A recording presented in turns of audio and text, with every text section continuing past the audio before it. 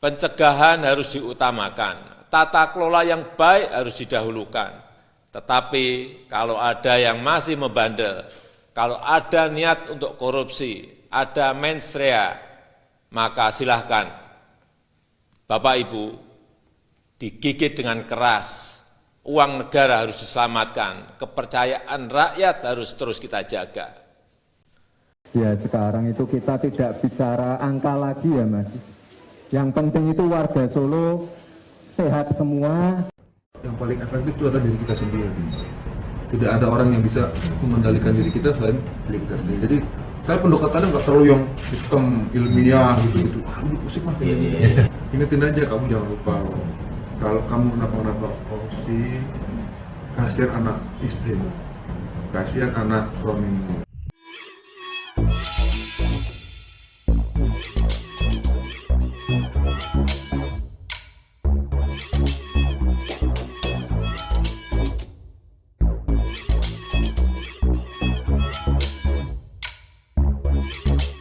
Tonton video ini sampai selesai agar Anda tidak gagal paham.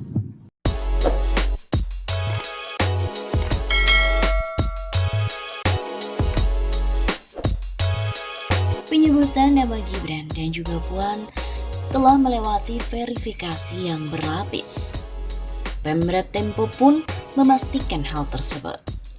Pemberitaan majalah Tempo terkait dengan kasus dugaan korupsi dana bansos COVID-19 di mana menjerat ex-Menteri Sosial Juliari Peter Batubara memang membuat heboh beberapa waktu lalu. Penyebabnya karena nama anak sulung Presiden Jokowi, Gibran Rakabuming Raka dan juga Ketua DPP PDI Perjuangan, Puan Maharani turut disebut-sebut dalam pemberitaan tersebut. Namun demikian, pimpinan redaksi majalah Tempo Wahyu Diatmika memastikan bahwa penyebutan itu sudah berdasarkan hasil investigasi dan verifikasi berlapis. Katanya laporan ini berawal dari penetapan Menteri Juliari sebagai tersangka di KPK. Laporan ini telah dipersiapkan sekitar 2 minggu sejak Menteri Juliari ditetapkan sebagai tersangka. Begitu kata Wahyu di dalam keterangannya melalui sebuah video yang diterima oleh redaksi pada tanggal 28 Desember hari Senin. Wahyu juga menuturkan, sejak Menteri asal PDI Perjuangan itu ditetapkan sebagai tersangka, pihaknya mendapatkan informasi-informasi dari sejumlah pengusaha yang mengaku dimintai suap untuk menjadi pemasok ataupun vendor bansos di Kementerian Sosial. Dari sejumlah pengusaha itu, akhirnya Tempo pun menelusuri ke hulu pada para staf PNS di Kementerian Sosial yang terlibat di dalam proyek. Melalui keterangan-keterangan mereka, kemudian redaksi Tempo menghimpun dan mengkonfirmasi pada para penegak hukum yang telah mengawal kasus ini. Atas dasar tersebut, Wahyu pun menegaskan bahwa nama-nama yang muncul maupun kronologis kejadian kasus tersebut semuanya berasal dari penelusuran majalah Tempo di lapangan. Alhasil, nama-nama politisi PDI Perjuangan memang disebutkan oleh narasumber-narasumber yang telah ditemui oleh Tempo. Wahyu juga menambahkan, narasumber yang ditemui Tempo pun tidak langsung dikutip, tapi terlebih dahulu dicek latar belakangnya, apakah mereka cukup kredibel untuk menyampaikan keterangan. Semisal contoh ketika nama Gibran misalnya, hal itu muncul tidak hanya dari 2 sumber yang dikutip. Lalu ada satu sumber yang memang tidak dicantumkan dan juga menyebut nama yang bersangkutan yaitu Gibran. Tapi karena kasar verifikasinya, menurut Tempo, hal itu tidak layak nama si narasumber tersebut untuk dicantumkan. Jadi memang, hal itu sudah melalui proses kehati-hatian yang cukup dan dari redaksi Tempo melalui proses verifikasi yang cukup berlapis. Adapun lanjut Wahyu, untuk proses konfirmasi nama politisi PDI Perjuangan yang menyebut dan disebut di dalam kasus bansos COVID-19 seperti Gibran Rakabuming dan juga Ketua DPP PDI Perjuangan Puan Maharani sudah dilakukan sejak Juliari Peter Batubara ditetapkan sebagai tersangka oleh lembaga anti rasuah. Akan tetapi, baik Gibran maupun Puan, keduanya memang tidak memberikan keterangan apapun. Dalam proses konfirmasi itu, mereka mengaku bahwa tidak berhasil mendapatkan jawaban dari Gibran maupun dari Puan. Lagi-lagi bukan karena keterbatasan upaya. Upaya untuk bertanya pada Gibran misalnya memang sudah dilayangkan sejak sebelum pilkada. Jadi laporan tersebut telah dipersiapkan sekitar 2 minggu sejak Menteri Juliari ditetapkan sebagai tersangka. Nama putra sulung Presiden Jokowi, Gibran Rakabuming dan juga putri Ketua Umum PDI Perjuangan Puan Maharani muncul dalam kasus dugaan korupsi dana bansos yang menjerat ex-Mensos Juliari Peter Batubara. Diberitakan melalui majalah Tempo, tim khusus Menteri Sosial Juliari diduga menampung fee dari perusahaan yang ditunjuk untuk mengadakan bantuan sosial bahan kebutuhan pokok. Mereka menunjuk perusahaan yang belum lama berdiri sebagai pemenang. Paket bantuan itu disebut-sebut dikuasai sejumlah politikus dan juga pejabat negara. Duit suap pun disinyalir mengalir kepada calon kepala daerah dari PDI Perjuangan. Bahkan, Juliari Batubara dan juga tim khususnya menunjuk rekanan untuk memproduksi goodie bag yang akan diproduksi oleh PT Sri Rezeki Isman Tbk atau Sritek. Masuknya nama Sritek disebut-sebut atas rekomendasi dari putra Presiden Jokowi, Gibran Rakabuming. Diberitakan juga bahwa Juliari saat bertandang keluar kota menggunakan sewa jet pribadi berkisar 40 juta rupiah per jamnya.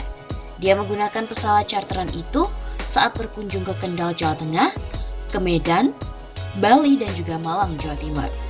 Tak hanya untuk membayar jet pribadi, duit suap diduga juga mengalir untuk memenangkan calon kepala daerah dari PDI Perjuangan dalam pilkada yang digelar 9 Desember lalu. Juliari juga disebut-sebut bertemu dengan salah satu anggota staf Ketua PDI Perjuangan Puan Maharani yang berinisial L. Dalam pertemuan itulah, duit miliaran rupiah diserahkan pada perempuan tersebut. Selain itu, pemimpin redaksi majalah Tempo Wahyu Diatmika juga mengatakan laporan majalah Tempo edisi 21 Desember 2020 tentang korupsi bantuan sosial atau bansos sudah menerapkan disiplin verifikasi yang ketat. Ia pun menyayangkan adanya sentimen yang menyebut bahwa laporan tersebut tendensius menyerang partai PDIP dan juga Gibran Rakabuming putra Jokowi. Tempo padahal telah melalui upaya verifikasi yang berlapis dan konfirmasi dalam rangka mempersiapkan laporan tersebut. Begitu kata Wahyu pada 1 minggu yang lalu, hari Selasa 22 Desember. Ia juga mengatakan laporan ini berawal dari sejumlah pengusaha yang telah menjadi korban pemerasan dari staf Kemensos. Dari situlah tim redaksi Tempo kemudian menelusuri siapa staf-staf yang dimaksud, lalu apa kaitannya dengan Menteri Sosial Juliari Peter Batubara, di mana Mensos yang telah menjadi tersangka penerima suap bansos oleh KPK. Dari sanalah, Wahyu mengatakan muncul berbagai informasi termasuk nama Gibran maupun politikus PDIP Puan Maharani. Redaksi Tempo pun kemudian memeriksa kebenaran informasi tersebut. Jadi, keliru apabila ada pihak-pihak yang mencoba membangun narasi bahwa laporan tersebut didasari oleh kebencian terhadap keluarga Presiden, terhadap Gibran maupun terhadap PDI Perjuangan. Begitu kata Wahyu. Ia pun juga mengatakan, redaksi telah mencoba mengkonfirmasi temuan tersebut kepada Gibran. Upaya konfirmasi juga dilakukan pada Sritek, perusahaan yang disebut-sebut direkomendasikan oleh Gibran untuk membuat goodie bag. Namun, Wahyu mengatakan hingga batas tenggat atau deadline, mereka tak juga merespon upaya konfirmasi itu. Pengejaran dan permintaan konfirmasi sudah ditulis, ditunggu betul sampai menit-menit terakhir. Tapi karena tak ada jawaban yang tetap diturunkan, maka mereka, redaksi Tempo tetap mengupayakan dan menurunkan laporan tersebut. Karena berdasarkan kode etik, sepanjang ada upaya untuk meminta konfirmasi, sebuah laporan tetap bisa diturunkan berdasarkan verifikasi atas fakta yang ditemukan. Apalagi Wahyu mengatakan, Tempo menganggap fakta yang dimuat dalam laporan itu sudah terverifikasi secara jurnalistik. Pasalnya, laporan berdasar pada lebih dari satu sumber dan sudah cukup keterangan untuk menjadi landasan pembuatannya dalam laporan yang diterbitkan. Wahyu mengatakan juga, yang perlu dipahami adalah tugas pers yang bebas itu adalah sebagai alat untuk menjaga akuntabilitas pemerintah. Mereka bertugas sebagai watchdog atau anjing penjaga. Sementara itu, putra sulung Jokowi, Gibran Rakabuming mengatakan tidak pernah terlibat dalam urusan bansos COVID-19. Katanya namanya disebut-sebut dalam kasus itu tidak benar dan tidak pernah merekomendasikan urusan bansos, apalagi merekomendasikan goodie bag.